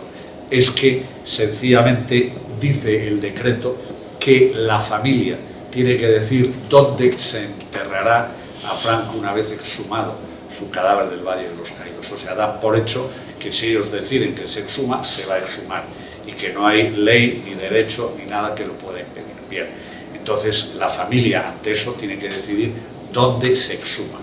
Y lo mismo que cuando hablo de los benedictinos y el padre Cantera, nadie tome esto como que estoy diciendo que la familia acepta la exhumación y que quiere llevarlo a... No, sencillamente, antes de que el Consejo de Ministros decida, porque el Real Decreto así lo señala, que en caso de que la familia no diga el lugar donde quiere ser enterrado, será el Consejo de Ministros. Bien, por lo tanto, la familia dice no, el Consejo de Ministros no va a decidir dónde está o estará enterrado mi abuelo, lo decidirá la familia y le decimos dónde, ya que nos piden que digamos dónde, lo decimos, la Almudena, la Catedral de Madrid, donde tenemos un nicho y está ahí enterrada nuestra madre, podría trasladarse allí porque les quedan 2 nichos más, a su abuela, la mujer de nuestro caudillo Francisco Franco y a Francisco Franco. Con lo cual, tienen ustedes en la Plaza de Oriente la manifestación más multitudinaria, eso no lo dicen ellos, lo dije yo, y lo han recogido todos los medios de comunicación y ahora es el debate.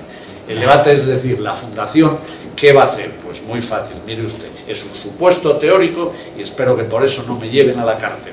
Yo no me he pedido Cuspineda, ni por lo tanto estoy en una conspiración militar que puedan decir que pretendo un golpe de Estado. No, yo lo que digo es que a la semana la Fundación plantearemos hacer en la Plaza de Oriente una manifestación que esperamos convocar al menos tantas personas como las anteriores manifestaciones con Franco en vida. Vamos a colocar en todo el área perimetral de la Plaza de Oriente unas pantallas gigantes y fíjense, no va a haber más que un orador, Francisco Franco. Y ese orador va a intervenir 3 veces. La primera, en su intervención del año 46, cuando los embajadores y la ONU nos boicotea y se van todos, y el pueblo español sale a manifestarse y a decirle al caudillo, si ellos tienen ONU, nosotros tenemos 2. La segunda manifestación va a ser también grabada, también filmada, y con la alocución del caudillo, cuando se produce la justicia en los procesos de Burgos, y de 10 señores que tenían que haber sido ejecutados por criminales, solo se produce la ejecución y la sentencia de 4.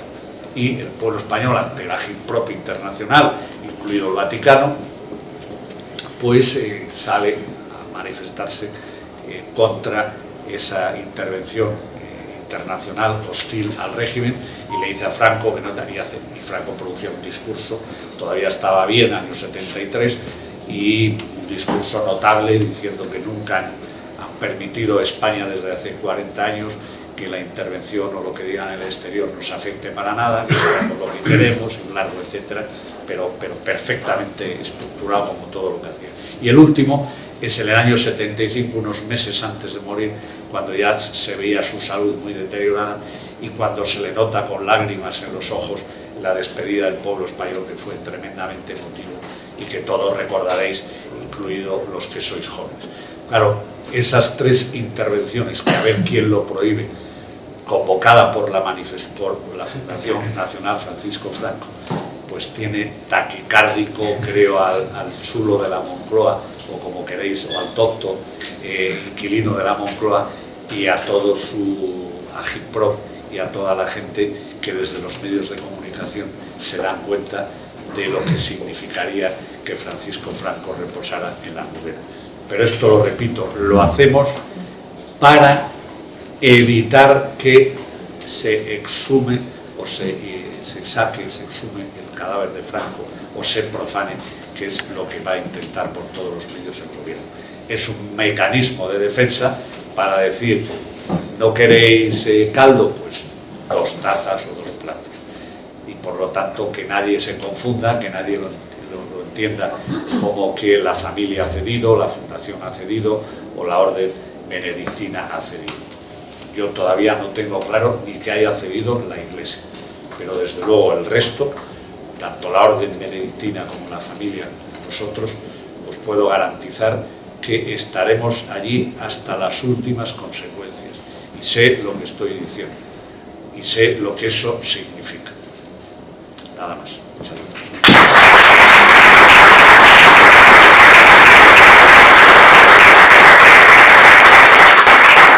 Pues muchas gracias, queridos.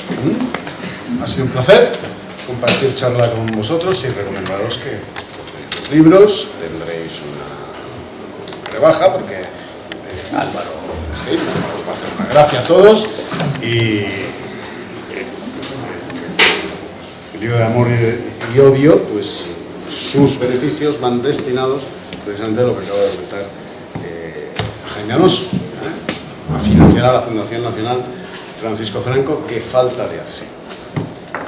Un abrazo para todos, muchísimas gracias.